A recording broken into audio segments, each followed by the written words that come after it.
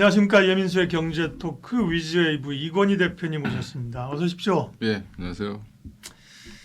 3일에 한 번씩 뵈야 되는데 띄엄띄엄 뵈니까 그렇죠. 시장의 변동성이 워낙 크게 나타나고 있고 정말 9,000포인트 같은 게 뭐 오래전 일이 아니거든요. 그죠? 뭐 작년 연초 얘기도 아니고 6월 뭐 십며칠이에요. 그죠? 응? 제가 여기 녹화를 지난번에 6월 15일 날 봤더라고요. 예, 그- 그때가 꼭지였던 것 같습니다. 한 달여, 한 달 한 10일 만에 이렇게 큰 변동성이 나타나고 있는데 어쨌든 시장은 핵심은 반도체입니다. 네.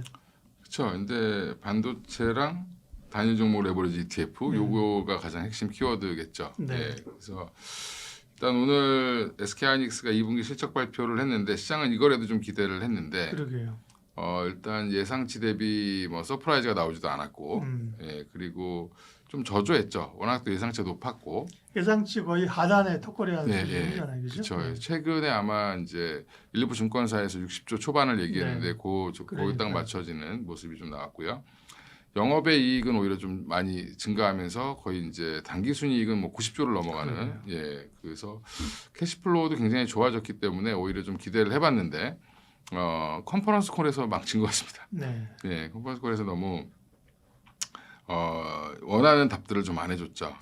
그냥 좋다, 잘 된다 이런 얘기만 예. 관념적으로 한 것 같아요. 예, 그리고 LTA에 대해서도 네. 자세히 얘기를 뭐 10개 회사랑 뭐 체결을 했다 정도 어떤 내용으로 어떻게 했는지 좀 구체적으로 얘기해 주는 게 좀 필요했는데 LTA를 어떻게 맺었냐 뭐 이런 부분들도 좀 의구심이 여전히 남아 있는 걸로 보이고 거기에 이제 지금 또 하나가 우리 지금 주주 환원 정책을 좀 강하게 쓸 거다라고 예측했었는데 그것도 이제 그 SEC랑 미국의 증권거래위원회 거기랑 또 이제 교감을 해야 되나요? 그쪽에 좀 상장한 지 7월 10일 날 상장을 했잖아요 우리가 ADR 상장한 이후에 한 달간은 뭐 그런 거에 대해서 자세히 얘기하면 안 된다라는 뭐 규정이 있나 봐요. 그래서 이제 주주환원 정책은 강화한다는 얘기는 나왔는데 구체적인 건 아마 8월 10일 이후나 돼야 나올 수 있다.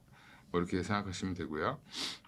이미 주가는 뭐 많이 하락했죠. 지금 뭐 130만 원대 이제 접어들고 있고 오늘 지금 이틀 연속 서킷 브레이크가 발동됐으니까 네. 오늘 정도 어제는 이제 사실은 개인들이 좀 샀죠. 예. 근데 오늘은 개인들이 무지 팔고 있습니다. 그래서 이 부분은 이제 어떻게 보면은 투매가 좀 나오는 걸로 보이고 오히려 외국인들의 매도세는 좀 줄었는데 외국인들은 이제 선물 중심으로 해서 또 매수세가 좀 들어오고 있는 상황이어서 내일 상황을 좀 봐야 될 것 같지만 여전히 이제 반도체 관련돼서 뭐 때문에 이렇게 빠지느냐 이게 제일 핵심이잖아요, 그죠? 지금은 이제 향후 전망 이거를 자체를 아예 안 믿는 쪽으로 간 게 아닌가? 지금 그러니까 12개월 포워드 예상 PER이 지금 코스피가 4배대로 들어갔습니다. 그러니까 4점 뭐 8, 9 이렇게 나올 텐데. 말이 안 되는 건데 사실 그렇죠. 네, 그리고 삼성전자 하이닉스도 지금 PER 12개월 포워드로 다 3배대. 3점 뭐 5, 6, 7 이 정도에 이제 걸쳐 있을 텐데. 그러면 이제 결국에는 빠질 때까지 밸류상으로는 빠질 때까지 빠진 거죠.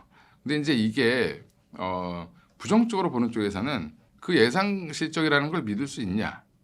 반도체가 이미 가격이 꺾인 거 아니냐? 뭐 낸드 가격이 요즘에 좀 빠지는데 그런 영향이 이제 앞으로 반영될 거 아니냐라고 하면서 또 이제 그 홍콩의 모 증권사에서 또 얘기를 또 계속 하고 있죠.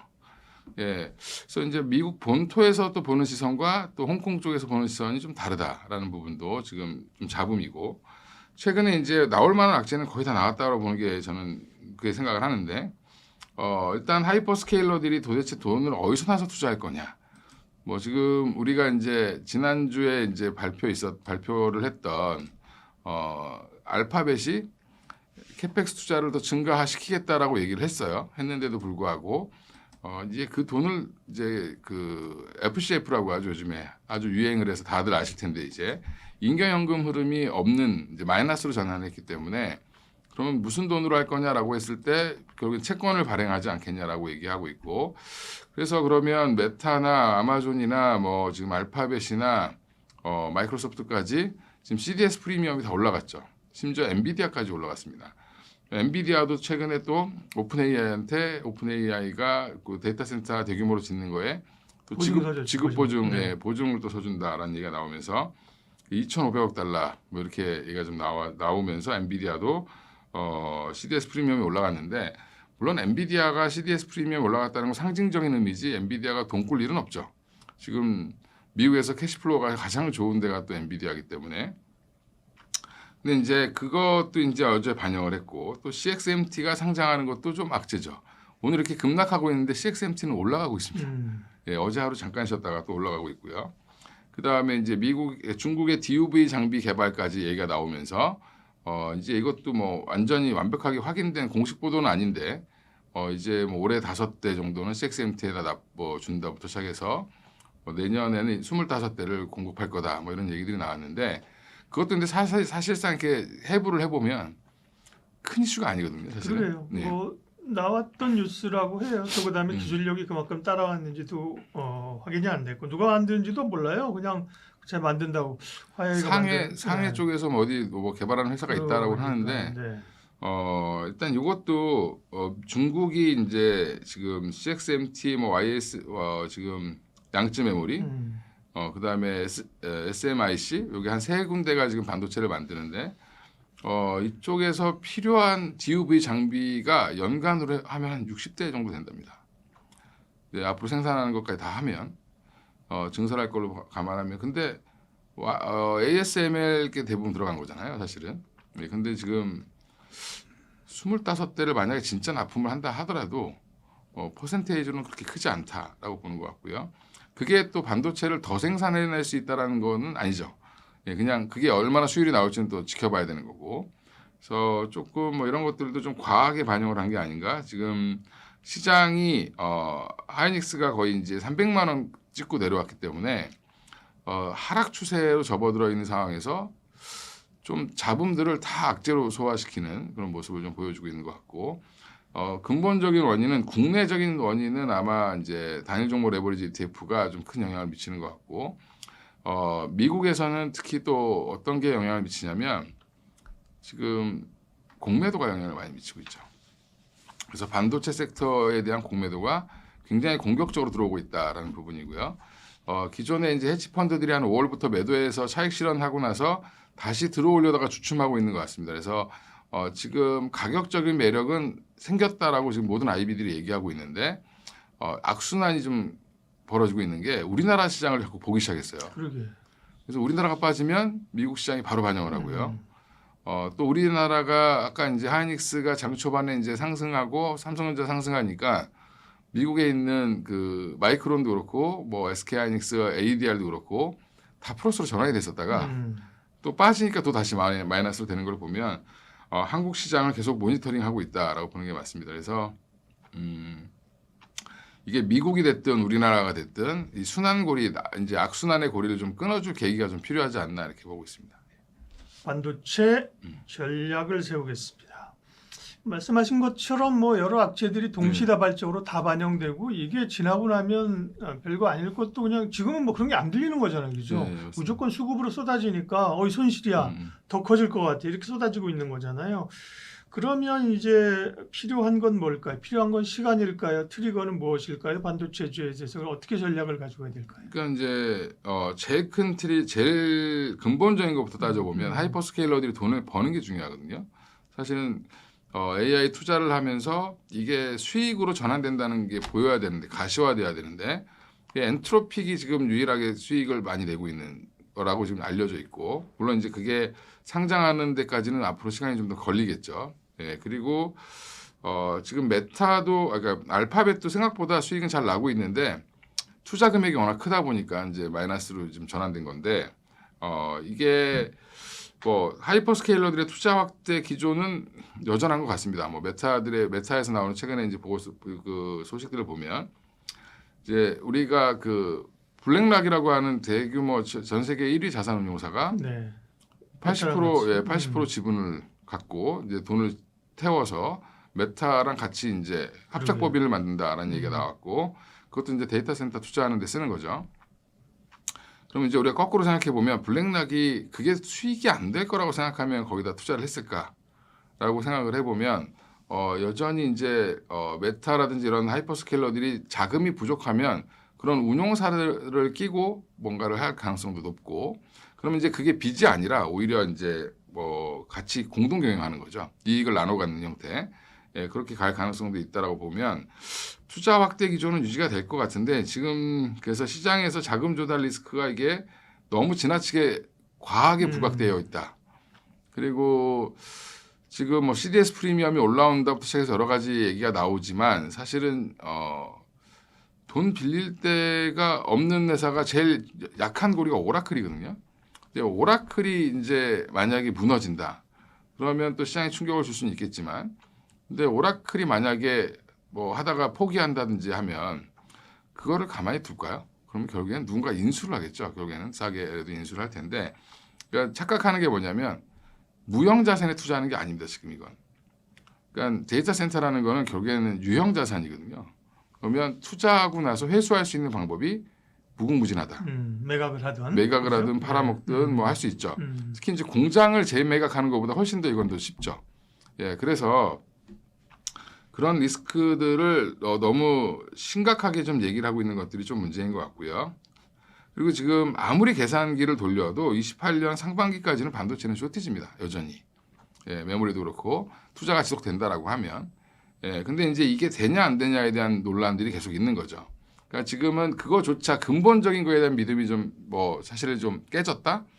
예, 근데 이제 이것도 어떻게 보면 분위기가 반전될 가능성은 있다라고 보는데, 그거는 이제 하이퍼스케일러들이 언제쯤이면 돈을 이렇게 투자하면 벌 수 있다라는 것 계획들이 좀 나와주면, 그리고 이제 이번 주에 있을 마이크로소프트의 실적 발표가 저는 제일 중요하다라고 보는데, 지금 알파벳 같은 경우도 27년도에 캐펙스 투자 얼만큼 하실 거예요 했더니 상당히 많이 뭐 이런 식으로 두리뭉실하게 얘기했어요. 근데 조금 자세히 얘기해 주는 데가 원래 전통적으로 마이크로소프트가 시장과의 소통을 되게 이제 잘하는 편이기 때문에 마이크로소프트를 통해서 힌트를 좀 얻을 수 있지 않을까 좀 보고 있고요. 그 다음에 이제 뭐 여전히 D램과 랜드 가격 관련돼서 지금 여러 논란들이 있는데, 트렌드포스에서는 랜드 가격이 좀 빠질 것 같다 이렇게 얘기하고 있는데, 오늘 또 CT에서 나온 보고서는 말도 안 되는 얘기다. 내년에 랜드가 더 부족하다. 그다음에 지금 현재 재고도 지금 원래 한 5주 이상 재고가 있는 게 정상인데 지금 2.6주 정도만 재고가 있답니다. 그 얘기는 여전히 이제 부족한 건데, 일시적으로 조금 판매하는 쪽에서 재고를 쌓아놓은 걸 가지고 지나치게 확대 해석했다라고 좀 보고 있습니다. 그래서 이런 것들이 좀 시장에서 인정을 해주면, 요즘 IB들이 아무리 뭐 과매도다, 뭐 수급은 이상이 없다, 투자를 계속 할 거다라고 얘기해도 시장에서는 지금 이거를 반응을 안 해주고 있는 상황이니까 여전히 이제 그게 저가가 되면, 마이크론도 많이 빠지고 뭐 하이닉스, 삼성전자 많이 빠지면 결국엔 가격이 가장 큰 매력이 될 가능성이 높겠죠. 예, 그러면 그때 반등은 좀 나올 걸로 보고 있고요. 지금 하이닉스, 삼성전자, 반도체 소부장 모두 다 과매도권에 진입했습니다. 그래서 기술적 지표로 보면 다 지금 이제는 사야 되는 타이밍 뭐 이런 게 아닌 이렇게 보이는데, 투자 심리라는 게 이제 그렇지 않죠. 그렇죠. 예, 어제부로 이제 사실은 뭐 지수가 10% 이상 빠졌을 때 거의 과매도의 끝판까지 갔다라고 보는데, 근데 이제 삼성전자, 하이닉스가 한번 오늘도 더 빠지니까 지금은 전체 시장이 그냥 같이 다 무너져 버리는 그런 현상이 나오고 있고, 이번에 이제 단위 종목 레버리지 ETF에 대해서 많은 얘기들이 나오지만, 사실은 삼성전자, 하이닉스의 변동성을 키운 것뿐만 아니라 미국 시장의 반도체도 변동성을 키웠고요. 일본에서도 지금 우리나라 때문에 뭐 키옥시아가 너무 변동성이 커졌다 뭐 이런 얘기도 있고, 거기에 지금 더 큰 거 이제 정책 당국이 모르는 게 뭐냐면 다른 종목들의 수급을 다 뺏어갔어요. 예, 그래서 뭐 삼성전자, 그러니까 삼성전자, 하이닉스를 제외한 뭐 현대차가 됐든 네이버가 됐든 뭐 지금 조방원이 됐든 전력기기 다 마찬가지인데 고점 대비 50% 이상 빠졌습니다. 그리고 코스닥은 지금 말도 못하게 빠지고 있죠. 역사상 코스닥이 이렇게 빠진 적이 없었습니다. 네. 예, 예. 정말 무슨 뭐 이전에 금융위기나 뭐 코로나 때보다도 더 심각한 수준이에요. 네, 네. 그래서 이제 그런 수급을 뺏어간 부분들, 그러니까 놀이터가 생긴 거죠. 코스닥에서 원래 거래하시던 분들이 그냥 그거 사서 저쪽에서 수익 내는 게 훨씬 더 빠르다라고 생각하신 것 같고, 지금 개인들이 순매도가 찍힌 게 올해가 처음이랍니다. 코스닥에서 코스닥 시장 상장 그러니까 개설 이래로 그래서 지금 개인들의 이제 어떻게 보면 초과 수익을 달성할 수 있었던 시장이 지금 없어지고 오히려 지금 한쪽으로만 쏠리는 그런 현상이 좀 심화됐다. 그렇다고 해서 그분들이 거기서 돈을 벌었느냐? 그럼 따지고 보면 돈을 또 못 벌었다라고 하잖아요, 그죠? 예, 그런 것들을 감안해 보면 그런 것들이 조금 정책적으로 좀 해결이 좀 돼야 된다라고 좀 보고 있습니다. 근데 이제 과매도권역은 맞지만 사실은 뭐 매수 가격이 다 다르겠지만 평균적으로 시장의 어떤 평균을 보면 삼성전자 하이닉스도 이제 거의 많은 분들이 손실 구간을 진입했을 거예요, 그죠? 예. 바닥권인 건 맞으니까 이제 버틴다. 버텨서 올라오더라도 이제 상단에 계속 매물권이 있어서 올라올 때마다 또 계속 좀 두드려 맞을 가능성이 높지 않나요? 그렇죠. 예. 네. 그 매물을 좀 소화해야 되기 예. 때문에 아마 올라갈 때 탄력은 생각보다 이제 하락보다는 좀 둔화되겠죠. 예, 그래서 계속 매물을 소화하면서 올라가야 되는 상황이 나올 거고, 그래서 삼성전자가 지금 20만 원을 좀 깰랑말랑하고 있고, 하이닉스는 이미 140만 원을 깼기 때문에 두 회사 모두 지금 121선을 이탈을 했어요. 예, 그래서 지금 가격대는 이미 예전에 삼성전자가 50조를 벌지도 뭐 30조, 40조 분기에 벌까 말까 하던 가격대까지 내려왔습니다. 그러니까 지금 좀 말도 안 되는 가격까지 좀 내려왔다 이렇게 보시면 되고요. 이걸 근데 누가 잡아 끌어올려주느냐가 이제 문제인데 개인들이 여력이 없으면 아마 외국인들이 여력이 생기겠죠.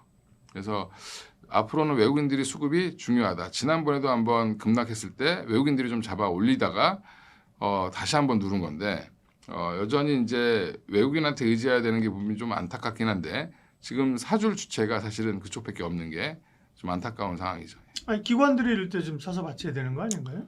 기관들도 사실 국민연금도 그렇고. 돈이 별로 없으니까 그리고 네. 국민연금은 지난번에 리밸런싱 못하게 막 자꾸 음. 여론이 몰아가면서 그렇게 됐는데 그때 리밸런싱을 했으면 지금 살 돈이 좀 있었겠죠. 그렇죠. 예, 그때 예를 들면 그때 오히려 외국인들만 리밸런싱 열심히 해서 돈이 더 많이 있습니다. 그러게요. 예. 결과론이죠. 뭐 그때는 시장을 망가뜨리려고 그죠.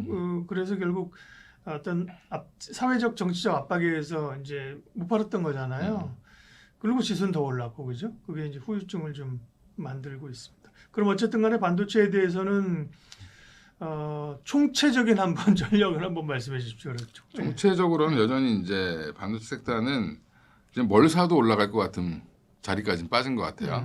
근데 이제 떨어질 확률보다 올라갈 확률 이제 앞으로 이제 뭐 단기적으로 보지 마시고 좀 길게 보면 한 2, 3개월 지난다라고 보면 2, 3개월 뒤에도 삼성전자가 10만 원, 뭐 하이닉스가 뭐 100만 원 밑으로 빠진다라는 걸 생각하기에는 전쟁 때 한 80만 원대까지 빠졌었거든요. 거기까지 빠진다라고 예측하기에는 조금 과하다. 예, 그러면 이제 보통 이렇게 얘기하는데 올라가서 먹을 수 있는 금액이 더 크다. 지금 여기서 더 추가로 하락할 분보다는 더 크다라고 보고 있습니다. 네, 많은 분들이 욕을 하실 것 같긴 한데. 네, 뭐 매도에 실익이 네. 없다. 그렇죠. 맞는 말이죠. 근데 이제 맞는 말인데 심정적으로 받아들이고 아유 그 얘기 들으니까 마음이 편안하네. 이제 그냥 뭐 일하면 되겠네. 이게 안 되는 거죠, 그죠? 그렇죠. 마음이 그 심리가 수급이 흔들어서 심리 어려운 건데 결국은 뭐 답을 찾다면 뭐 뚫고 나가야죠, 그죠? 네, 그렇죠. 뭐 네. 일단 지금 우리가 이제 네. 중간에 뭔가 끊지 못했으면 네. 지금은 끊을 만한 이익이 없죠, 별로. 그렇죠. 예. 그래서 더 빠지면 얼마나 더 빠지겠어라는 자세로 대응하시는 게 맞고요. 네. 좀 안타까운 얘기지만 지금은 좀 관망을 좀 하자. 네, 그리고 삼성전자 하이닉스가 바뀐 건 없습니다. 그러니까 투자자들이 한마디로 이과생들은 지금 열심히 일하느냐고 바쁜데 문과생들만 지금 책상 머리에 앉아서 계속 이게 이익이 나니 안 나니 뭐 피크아웃이니 이런 논란들을 계속 하고 있는 거니까 그것도 결국에는 숫자가 증명을 할 겁니다. 우리나라가 다행히 열흘 단위로 수출 데이터가 나오죠. 네, 그걸 확인하면서 조금 분위기가 점점 바뀔 가능성도 있다라고 보고 있습니다. 네. 2차 전지 이야기를 하겠습니다. 2차 전지 그래도 조금 버틴 거 아닌가 해서 차트를 봤더니 뭐 마찬가지고 같이 제자리죠. 그러니까 네. 사실 2차 전지는 그 동안에 쭉 그 월마다 오시면서 패턴들을 얘기해 주셨잖아요, 네. 그죠? 바닥에서 사서 네. 일정 부분 오르면 팔고 이쯤은 또 좀 팔아주고 그죠? 네. 다시 사고 그런 전략이었는데 그것도 이제 시장이 좀 이렇게 어느 정도 저지해줄 때 얘기했는데 그렇죠. 지금은 이제 뭐 이쯤이면 사도 된다는 밴드 하단에 왔는데 시장이 흘러내려버리니까 그죠? 네. 2차 전지 관전 포인트 좀 알려주십시오. 네, 여전히 가격적으로 보면 매수 가능한 영역에 들어가 있다라고 보고 있고요. 지금 오늘 이제 포드가 실적 발표를 했는데 잘 나왔다면서요? 나왔어요. 네, 시간에서 오른다고 아까 기사에 네, 있더라고요. 예, 포드 에너지라는 이제 그 자회사가 지금 ESS 사업을 하잖아요. 네. 예, 그쪽으로 지금 수익이 많이 나면서 오히려 신사업에 대한 기대감, 성장성에 대한 기대감으로 올라오고 있는데 그러면 포드만 혼자 올라갔을까? 이렇게 생각해 보면 여전히 우리나라도 같이 올라갔겠죠. 이 포드가 자체적으로 ESS를 만드는 게 아니라 그런 납품받아서 파는 거니까 최근에 이제 우리나라 ESS, 그러니까 태양광, 미국의 태양광 설치는 여전히 지금 계속 최고조로 진행이 되고 있기 때문에 ESS에 대한 기대감 여전히 있고요. 3분기에는 아마 본격적으로 실적으로 나올 가능성이 높습니다. 그래서 여전히 지금 매수 관점은 나오는데 문제는 시장이 돌아서는 게 중요하죠. 여기도 지금 수급을 다 뺏겼어요 지금. 네, 그래서 이제 저번에도 말씀드렸지만 삼성 SDI가 돌아서는 걸 좀 봐야 된다. 그래서 SDI를 기준으로 해서 조금 좀 지켜보시다가 관망하시다가 추세가 좀 돌아설 때 좀 따라붙는 전략이 좀 필요하다. 지금은 적극적으로 매수하기보다는 좀 지켜보셔야 될 것 같고요. 그다음에 여전히 지금 뭐 데이터 센터향이라든지 뭐 BBU라든지 BBU 같은 경우 또 이게 3원계가 들어가요. 그래서 이게 배터리 백 유닛이라고 해서 결국에는 이게 보조 전력 역할을 하는 건데 UPS 전원 역할을 하는 거죠. 예, 이쪽도 좋습니다. 그래서 우리나라는 지금 3원계도 잘 하고 있기 때문에 3원계와 LFP 모두 다 지금 좋아지는 국면으로 들어갈 가능성은 높고요. 지금 근데 이것도 문제가 AI 데이터 센터 때문에 올라갔는데 AI 데이터 센터가 지금 뭐 더 짓는다고 계속 발표는 하는데 이게 짓는 거 맞아? 될 수 있어? 이거 자꾸 의구심을 갖잖아요. 이게 또 해소되는 게 중요하죠. 이게 또 결국에는 이게 또 다시 빅테크랑 연결이 되고 다 지금 꼬리에 네. 물게 돼 있습니다. 꼼꼼하네요. 네. 네. 그래서 뭐 한동안 로봇 관련된 기대감도 좀 많이 얘기했는데 로봇보다는 여전히 ESS랑 LFP가 성장하는 게 눈에 보여야 되고 3분기부터 이제 SDI가 흑자 전환이 가능하다라고 얘기를 하고 있기 때문에 그거 기대감이 이제 2분기 실적이 이제 끝나가잖아요. 이제 그러면 좀 반영이 되는 시장이 좀 돌아선다라고 하면 반영될 가능성도 있다 이렇게 보고 있습니다. 그래서 네.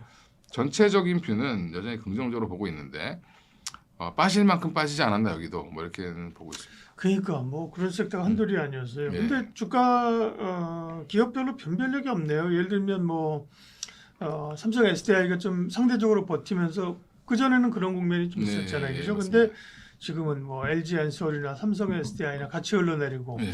그러면 뭐 소재 업체들이 버티냐? 소재 업체도 흘러내리고 그죠? LNF는 또 뭐 압수수색 당하고 뭐 이런 게 있어가지고 네. 뭐 여러 가지 또 이제 뭐 예전에 테슬라와의 계약건이 이제 뭐 허위 공시였다 뭐 이렇게 해가지고 또 이제 좀 수사를 받는 게 있나 봐요. 금감원 쪽에서 네. 그런 것 때문에 조금 더 악재가 더 커지고 있다 이렇게 보시면 되고요. 그래서 이제 지금은 소재 업체도 LNF를 제가 좋아했는데 LNF가 그게 이제 시끄러워지면 또 그쪽은 좀 재미가 없어지겠죠, 그죠? 의심을 또 거둬야 되니까 차라리 에코프로비엠이나 포스코 퓨처엠 쪽이 조금 더 먼저 치고 나갈 가능성이 있지 않을까 보고 있고요. 여전히 LG 엔솔보다는 SDI가 조금 더 편할 수 있을 것 같다. 예, 이렇게 보고 있습니다. 네, 이것도 이제 말씀하신 것처럼 수급이 들고 물론 이제 이게 과거의 경험을 보면 이렇게 처참하게 무너지고 소위 뭐 빈집이 됐다가 한번 올라올 땐 또 굉장히 빠른 그 탄력을 우리가 경험한 적이 많잖아요, 네, 그죠? 맞습니다. 그런 얘기들이 뭐 바이오도 그렇고 2차 전지도 그런 건데 그러면 어쨌든 지금은 2차 전지는 중심은 일단 셀 중심입니까? 그리고 아직은 셀 관련된 중심으로 그렇죠. 보시는 게 맞죠. 예. 네. 지금 전에는- SDI 하나만 보시는 게 맞다라고 생각하고 있습니다. SDI로. 네. 그러면 SDI는 LG 에너지 솔루션에 비해서는 상대적으로 그렇게 보자고 하시는 포인트는 뭔데요? 네. 일단 전고체가 가장 잘 하고 있는 쪽이 있고 그다음에 거기서 또 ESS 관련돼서도 LG 엔솔보다 비용 부담이 크지 않죠. 그러니까 LG엔솔은 지금 공장 가동률이 많이 져놨기 때문에 공장 가동률이 떨어지면 문제가 되는데 SDI는 지금 유럽 쪽에서도 괜찮고요. 그다음에 지금 미국의 스텔란티스랑 같이 지었던 공장을 ESS로 전용을 했기 때문에 이제 거기는 뭐 본격적으로 돈을 벌기 시작하는 타이밍이니까 조금 더 퓨어하다, 조금 더 라이트하다 이렇게 보시면 될 것 같습니다. 네.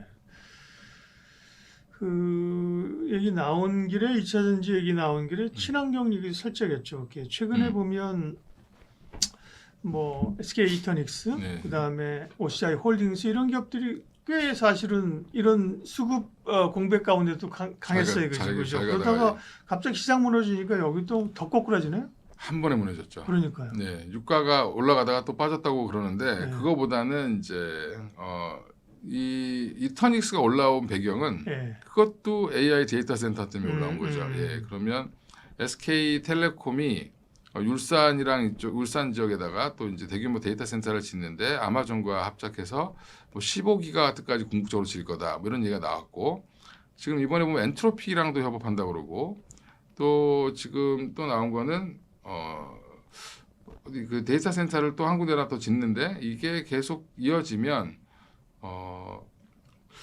이걸 과연 이거 이터닉스가 다 이제 이터닉스랑 SK 오션플랜트 같은 회사들이 올라온 이유가 신재생으로 이걸 다 할 거다라고 얘기를 하는 거죠. 그러면 그 운영권을 SK 이터닉스가 제일 주도적으로 하니까 먼저 올라간 건데 그것도 이제 의구심이 있는 거죠. 저거 언제 내리는 거야? 돈은 있는 거야? 시작해서 여러 가지 의구심이 한꺼번에 반영된 거다. 이렇게 보시면 수급의 공백 가운데 그렇죠. 네. 그래도 뭐라도 좀 이제 붙여보려고 하니까 사실은 로봇 일부 그죠. 네. 그러다가 뭐 연속성 없었고 예, 그죠. 예. 친환경 그 전에 사실 OCI 홀딩스가 먼저 갔었잖아요. 네, 맞습니다. 거기도 뭐 실적 발표하면서 뭐 그 전에 상한가 가다가 먼저 흔들리고 이터닉스도 어쨌든 한 군데 몰아줬던 게 그냥 매도가 그냥 한꺼번에 그죠. 그죠, 맞습니다. 예, 시장에 지금 심리가 되게 안 좋은 거예요. 예, 조금 과하게 올라오면 그냥 바로 집어던지는 모습이 좀 나오고 있고 네, 지금 바닥권에서 지금 최근에 뭐 화장품들도 올라오다가 그러게요. 맞을 때는 한 번에 맞죠. 예, 백화점 이런 것들도 최근에 꽤 네. 올라왔다가 보면 요즘 보면 또 뭐 네, 다 많이 빠졌죠. 빠졌고 그죠. 예, 그렇죠. 네. 예. 그러니까 차익 실현이 굉장히 과격하게 나오는. 예, 지금 또 분위기가 확산이 되다가도 다시 그렇죠. 쏠림이 또 나오고, 네. 네, 계속 그걸 반복하고 있는 거죠. 네, 결국 뭐 모든 얘기하다 보면 다 그 AI로 가네요, 그죠? AI 뭐 반도체 그다음에 네. 단일 종목 ETF로 다 몰리죠. 예, 그러니까요. 예. 그럼 역으로 생각하면 이제 어디서부터 문제를 풀어야 되는지를 좀 이제 알 수 있는 거죠, 그죠? 예, 그러니까 결국에는 이제 답은 삼성전자 하이닉스가 잔잔하게 올라가고 잔잔하게 빠져야 돼요. 그러니까요. 네, 변동성이 없어져야 네, 줄어들어야 단일 종목 레버리지에 대한 쏠림이 완화되겠죠. 그렇죠. 예. 그러면 거기가 재미없어야 다른 다른 동네 쪽으로. 다른 쪽으로 와서 이제 추가 수익을 내려고 하시는 네. 분들이 움직일 가능성이 있습니다. 근데 뭐 단종물 레버리지는 잘 모르겠습니다만 뭐 1,000만 원에서 3,000 그것도 주식 대용 안 해주고 현금으로 3,000 그죠? 내고 투자하라고 하면 상당 부분 줄어들지 않겠어요? 예? 근데 그게 네. 역으로 무슨 생각이 드냐면 네. 오늘 또 코스닥이 갑자기 또 먼저 서킷이 나왔잖아요. 예. 시장이 안 좋아서 삼성전자 하이닉스 빠지니까 네. 그러면 내가 지금이라도 저거를 단위 종목 레버리지 아랫 방향이든 윗 방향이든 사시려고 하는 분들은 네. 3천만 원을 만들어야 되죠.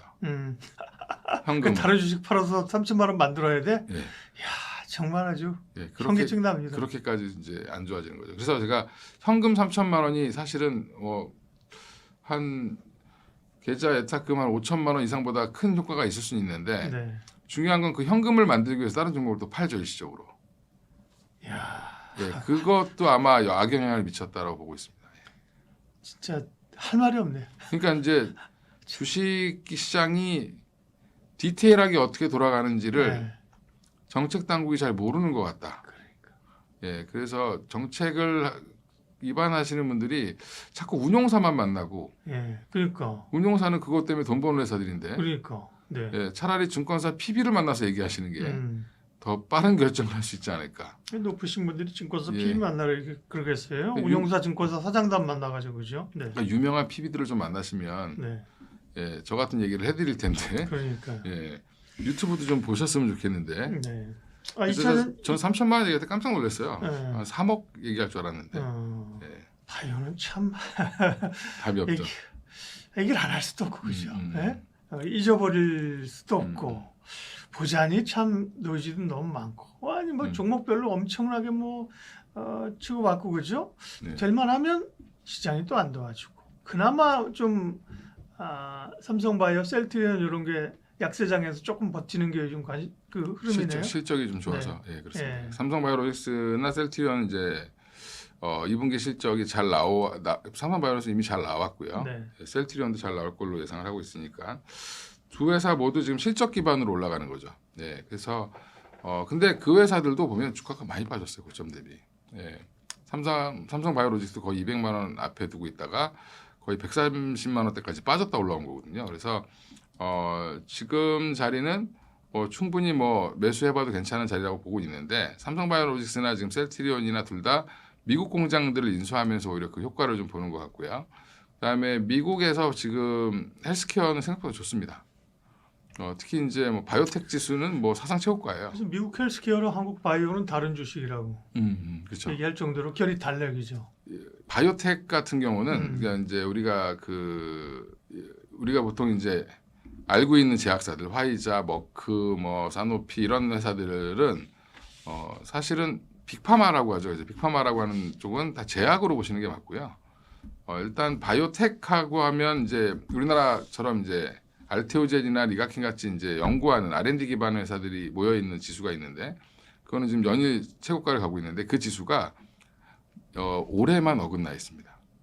그때 방향이 같이 움직이는데 네. 예, 올해만 지금 동떨어져 있는데 그 원인도 사실은 단일 종목 레버리지 ETF입니다. 우리 시장의 수급 요인이죠. 예, 그러면 수급 바이오가 요인이죠. 약한 이유들을 추론해 볼 수 있는 게 금리를 어쨌든 바이오는 그렇죠. 제일 부담스러우니까 금리 인상에 대한 우려감 때문이냐 국내 반도체로의 어떤 쏠림에 따른 소외냐 그러면 후자가 더 더 크죠. 크다는 거죠. 네. 예, 그러면 금리의 부담은 미국 바이오텍도 똑같이 그렇죠. 있을 텐데 네. 미국 바이오텍은 금리가 떨어진다는 얘기도 없고 오히려 지금 한번 올릴 수 있다는 얘기가 나옴에도 불구하고 올라가고 있다는 건 한번 올려봐야 끝이라고 생각하는 것 같습니다. 그래서 일단은 물론 이제 시장 금리가 최근에 너무 올라온 것도 부담스럽고 우리나라 입장에서는 그 다음에 기준금리도 인상 가능성이 계속 반영이 이미 전 됐다고 보는데 작년에 바이오가 너무 좋았어요. 작년 하반기에. 근데 올해 상반기에는 먼저 매를 맞았죠. 사실 바이오는 남들 다 갈 때 올해 1월부터 계속 빠졌습니다. 근데 JP모건 헬스케어 이후로 계속 빠졌고 지금 대부분의 종목들이 거의 바닥권에 있습니다. 물론 이제 일부 올해 사고 친 종목들이 있죠. 삼천당제약도 한번 사고를 쳤고 이제 그게 갑론을박이 여전히 많이 있습니다만 아직까지 뭔가 해소되지 않는 분위기고 HLB도 계속 HLB도 지금 또 세 번째 또 거절을 당했고 그리고 지금 코오롱 티슈진 같은 경우도 또 이제 임상 결과 별로 안 좋게 나왔고 이제 이게 잊을만 하면 한 번씩 사고가 터지는 그런 상황이 좀 나오고 있어서 분위기는 전반적으로 좀 안 좋고요. 작년에 올렸던 거를 다 뺐다라고 해도 과언이 아닙니다. 그냥 다 뺐다 이렇게 보시면 되고요. 여전히 이제 언제를 봐야 되냐 그런 바이오는 지금 갖고 계신 분들이 희망을 가지려면 9월은 돼야 될 것 같다. 그게 왜 9월이라고 얘기를 말씀드리냐면 보통 7, 8월에는 라이센스 아웃이 거의 안 나오고요. 네. 근데 최근에 이제 이 기존에 수출했던 것들이 임상이 시작되는 회사들은 있습니다만 지금 보통은 9월, 10월, 11월이 이제 그 라이센스 아웃이 가장 많이 나오는 시기니까 그때를 한번 기다려 보시는 게 맞을 것 같고요. 결국엔 이제 중요한 거는 이 반도체 참 이게 그런데 반도체랑 또 바이오를 얘기하는 게 좀 그렇긴 한데 수급이 좀 풀려야 돼요. 기대 수익이 높은 쪽으로 돈은 움직이는데 단일 종목 레버리지가 지금 기대 수익이 너무 높은 거예요. 그럼 글로 다 가죠. 예전에 바이오가 버텼던 이유는 내가 잘 버티면 한번 2배, 3배 이게 금방 올라가니까 그런 거에 대한 기대감으로 좀 많이 투자를 하셨는데 지금은 오히려 이제 하락 추세가 나와버리니까 그쪽에 대한 기대감이 점점 없고 자꾸 거래량 없이 빠지는 형태가 계속 나오고 있는 상황입니다. 그래서 수급이 먼저 돌아오는 게 중요할 것 같고요. 그나마 다행인 거는 알테오젠 같은 경우는 지금 키트로다 SC가 특허 관련된 이슈가 좀 해소가 되고 있고 유럽에서도 지금 계속 기각 결정이 나오고 있죠. 할로자임이 이제 딴지를 건 것들을 다 기각하고 있고 그리고 지금 4월부터 J-코드라고 해서 이제 보험 등재가 되면서 본격적으로 이제 키트루다 SC가 많이 팔리고 있기 때문에 3분기부터는 아마 로열티가 의미 있게 좀 들어올 가능성이 있고요. 그다음에 또 하나가 이제 최근에 뭐 임핀지라고 해서 아스트라제네카랑 예전에 한번 계약 체결한 게 있는데 그 임핀지에도 지금 SC를 본격적으로 적용하는 지금 임상이 시작됐다. 그다음에 사노피도 지금 듀피젠트라고 하는 이제 그 천식 치료제, 예, 그것도 지금 이제 본격적으로 진행을 되고 있고요. 그러면 이제 그건 마일스톤이 또 들어오는 계기가 되죠. 예, 그래서 돈의 흐름, 현금의 흐름이 가장 좋아지는 건 아마 알테오젠이 될 것 같고요.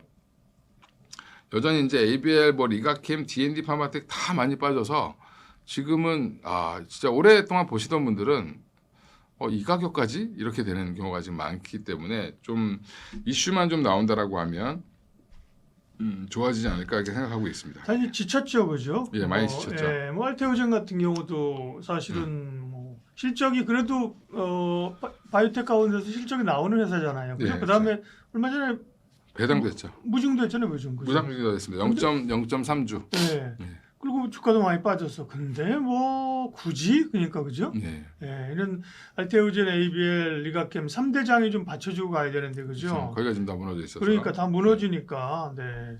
참 이 종목별로도 참 바이오에 대한 심리가 계속 돌아서는 구간에 오히려 관심이 있지. 지금은 뭐 굳이 보쳐서서 뭐가 됐든 거죠. 심리가 그런 것 같아요. 지금은 이제 매니아들이 보쳐 쓰고 있다가 예.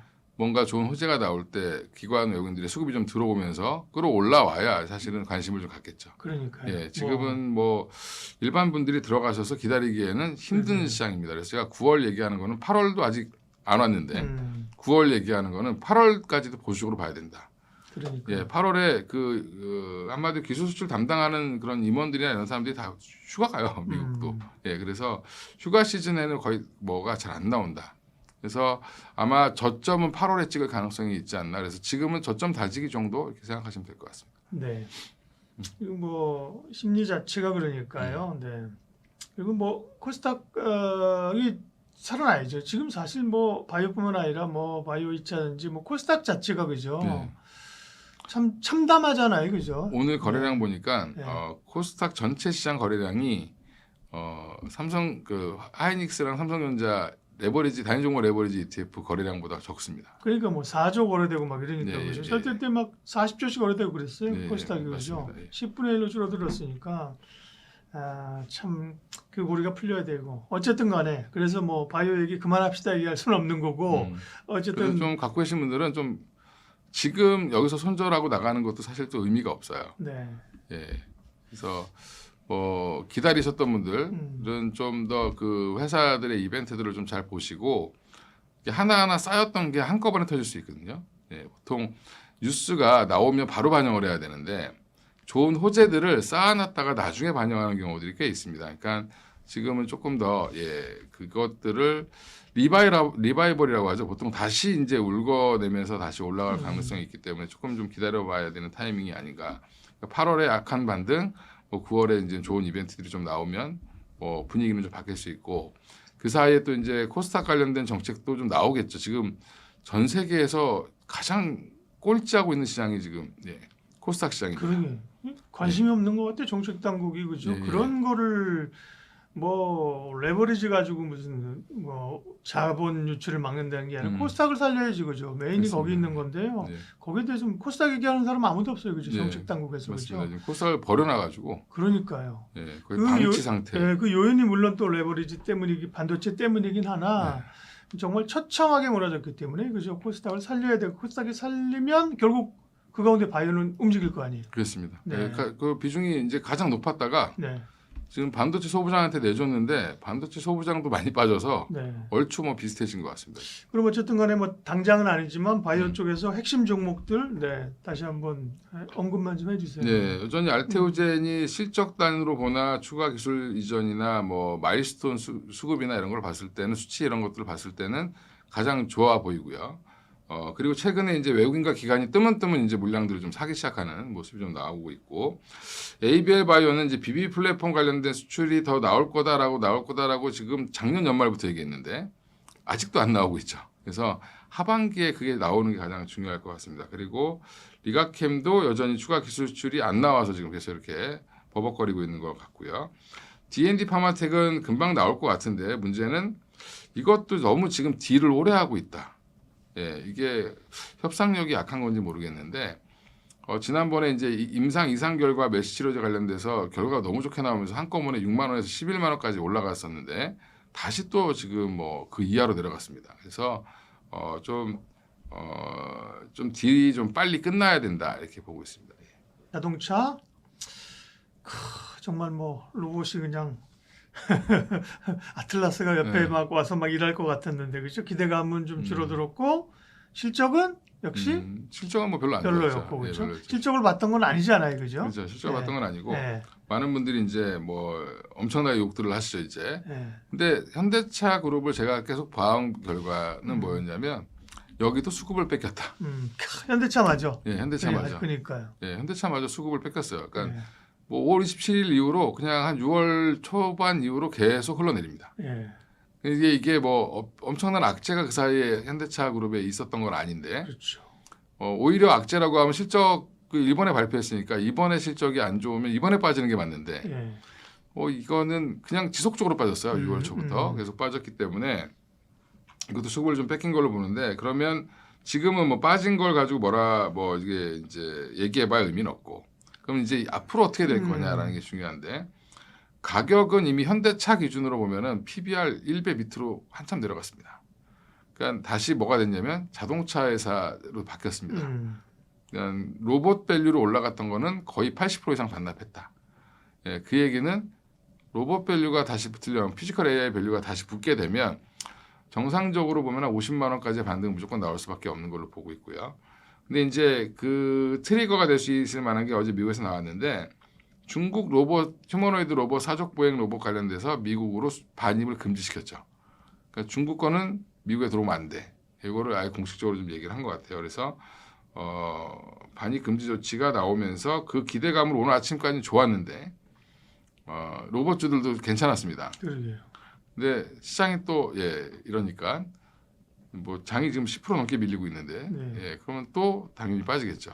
그래서 이쪽도 그러면 지금은 어떻게 봐야 되냐면 갖고 계신 분들은 조금 인내가 필요할 것 같고요. 안 가지고 계신 분들은 굳이 지금 열심히 보실 필요는 없다. 그러게요. 뭔가 모든 섹터가 마찬가지인 것 같아요. 맞습니다. 트리거가 생기고 수급이 좀 네. 들어와 주는 게 보여야 네. 지금 뭐 아무리 좋다고 얘기해봐야 먹히는 시장은 아니니까 여전히 근데 현대차 뭐 그다음에 현대모비스 뭐 현대오토에버는 좀 관심을 가질 필요는 있을 것 같습니다. 지금은 뭐 그냥 휩쓸려 가는 거죠, 그죠? 시장 수급에 휩쓸려서 같이 뭐 그렇죠. 떠내려가는 거니까 맞습니다. 현대차마저도 그 반도체 수급에 뭐 뺏길 정도 말 다 한 거잖아요, 그죠? 현대차만 뺏긴 게 아니라 조선도 뺏긴 것 같고요. 차트를 보면 다 그렇습니다. 조선, 뭐 전력기기, 방산 다 그러니까. 뺏겼습니다. 아니, 그러니까 두산에너빌리티는 뭐 반토막이 났으니까. 그러니까요. 아니 근데 현대차마저라는 건 그래서 현대차가 시총 그죠? 시총 맞습니다. 규모라든지 뭐 이런 걸 봤을 때 현대차마저도 됐고 그죠? 그런 얘기가 있었어요. 그래서 네. 레버리지를 만들 거면 네. 시총 상위 종목 한 10개나 20개를 만드는 게 낫지. 네. 2개만 딸랑 만드니까 거기에 아니 원래는 너무 쏠렸다. 원래는 더 할 네. 계획이 있었잖아요. 예. 삼전 닉스 다음에 몇 개 기다리고 있었던 게 있었어요. 그러니까 네. 운용사에서는 열심히 준비하고 있었을 텐데 삼전 닉스 때문에 뭐 내지도 못하는 거죠. 그렇죠? 못 내죠. 그러니까. 근데 내봐야 또 인기도 없고. 그러니까요. 그럼 현대차 그룹을 볼 때 이제 앞으로 주목해서 봐야 되는 건 뭡니까? 역시나 8월 보스턴 다이내믹스? 다이내믹스에서 이제 지금 현재 현대차의 알티라스가 여전히 이제 열심히 이제 학습을 하고 있는 네. 과정이 있고 8월 중반에 좀 발표를 할 거예요. 그리고 8월 우리 20일 경에 보면 상하이에서 로봇 박람회가 있습니다. 그리고 조만간에 이제 이번에 이제 테슬라가 좀 많이 빠진 이유 중에 하나가 휴머노이드 로봇 관련돼서 그 옵티머스 만드는데 대량 생산하는데 힘들다. 대놓고 얘기했어요. 내가 이거 생각보다 힘든데 좀 오래 걸릴 것 같아. 시행착오가 좀 생길 것 같아. 이렇게 얘기해서 제조 역량에 좀 의심을 좀 줬죠. 그러면 오히려 그게 악재가 아니라 현대차 그룹 입장에서는 호재죠. 제대로 만들 수 현대차는 좀 예. 제대로 만들 수 있으니까. 제조 역량은 훨씬 더 현대차 그룹이 네. 좋으니까 또 로봇 파운드리 관련돼서는 또 훨씬 더 좋게 반응하지 않을까 이렇게 생각하고 있습니다. 그래서 지금 이제 아직은 테스트 단계잖아요. 계속 지금 학습시키고 기능 개선시키고 하고 있는 단계니까 너무 이벤트 중심으로 보시지 마시고 좀 긴 호흡으로 저는 현대차가 지금 올해 당장 뭐 엄청난 게 뭔가 보이지 않을 것 같고요. 28년도가 이제 보통 이제 로봇 양산을 본격적으로 한다라고 얘기했기 때문에 그러면 지금 27년도 한 요 정도쯤 되면 뭔가 바뀌지 않아 있을까? 기대감 아마 올해 하반기 내년부터 오히려 본격적으로 반영될 가능성이 높다. 그러니까 지금은 뭐 매우 싸지만 조금은 좀 보수적으로 사시는 게 맞겠죠. 지금은. 네. 예, 시장이 뭐 네. 예. 시간이 걸리는 문제죠, 예. 그죠? 보스턴 다이내믹스도 현대차가 뭐 굳이 빨리 지금 상장해서 하려고 하는 거 같지 않고 더 큰 그림을 그리는 것 같아요. 더 큰 그림을 그죠? 그리고 있는 것 네, 같습니다. 그래서 이 아틀라스도 양산에서 공장 투입하고 보스턴 다이내믹스의 어떤 그 시청도 더 키워서 제대로 해서 아마 그 현대차 그룹의 지배 구조 개선 이론까지도 그죠? 예, 그리고 한꺼번에 풀려고 하는 것 같아요. 다행인 거는 정의선 회장님이 이번에 이제 샌프란시스코 AI 서밋에서 네, 말씀하시는 거를 가만히 이제 들어보니까 보통 회장님들이 자기 사업에 대해서 이해하는 거 수준을 넘어서 있는 것 같아요. 그러니까 굉장히 잘 알고 있다. 네, 네, 그 얘기는 경영자가 거기에 관심이 굉장히 많은 거죠. 그렇죠. 예, 그래서 지금 막힘없이 피지컬 AI에 대해서 얘기하시는 걸 보고 깜짝 놀랐습니다. 예, 보통은 좀 최태원 회장님이나 뭐 다른 분들은 좀 약간 그러니까 네. 그 총론만 얘기하죠. 예. 강론에 대해서 예. 그거 뭐 우리 실무자한테 버퍼링이 좀 있으시는데 예, 예. 정현 회장님은 버퍼링이 전혀 없으시더라고요. 그러니까요. 예, 네. 그렇습니다. 그러면 현대차 그룹의 어쨌든 핵심은 현대차와 모비스. 모비스죠. 현대 모비스, 그다음에 오토에버 세 개가 가장 핵심일 겁니다. 네. 근데 오토에버가 한동안 너무 많이 올라서 네. 부담스러웠었는데 지금 뭐 다 뺐으니까 가격 부담이 줄어들었군요. 예, 가격 부담이 많이 줄었습니다. 네. 얼마 전에 반등할 때 보니까 현대차보다는 또 현대 모비스가 더 세게 가더라고요. 네, 맞습니다. 액추에이터 관련돼서 네. 또 여전히 좀 기대감을 갖고 있으니까. 네. 그러니까 이제 현대차는 약간 아틀라스 이슈에 너무 매몰돼 있는데 로봇 관련된 종목들이 피지컬 AI 관련된 그렇죠. 종목들이 이번에 삼성전자가 또 RX 팀이라고 해서 로봇 사업부를 신설해서 네. 뭐 이제 유명한 또 이제 그 사장님이 수장으로 간다라고 하니까 또 한번 관련돼서 이제 올랐잖아요. 예, 그때도 모비스가 먼저 반응을 했습니다. 가장 먼저 부품 주기 때문에 그럴 것 같습니다. 네. HL 만도도 그렇고. 네. 현대차 얘기도 그렇고 뭐 무슨 얘기를 하던 간에 지금 장이 그죠? 뭐 네. 길게 섹터 얘기, 종목 이야기를 깊게 파고 들어가기가 어려운 그런 뭐 그게 안 들리죠. 사실은 그게 안 그러니까요. 들리는데 네. 이제 관심을 다음에 기회가 될 때 어떻게 할 것이냐 미리 생각해 놓는 거 굉장히 중요하니까 지금 장이 돌아설 때 물론 이제 삼성전자가 먼저 돌아서야지만 되겠지만 그러고 나면 또 이제 다른 섹터들이 어떻게 올라올지 좀 봐야 되니까 장이 계속 빠지기만 하진 않습니다. 그리고 이게 뭐 금융위기도 아닌데 지금 그러니까요. 이틀 연속 10% 이상 빠지는 거는 네. 뭐 오늘 내일 정도면 이번 주면 마무리되지 않겠나 하락 국면은 뭐 이렇게 보고 있습니다. 네. 오늘 경제토크 위즈웨이브 이권희 대표님 함께 해주셨습니다. 고맙습니다. 예, 감사합니다.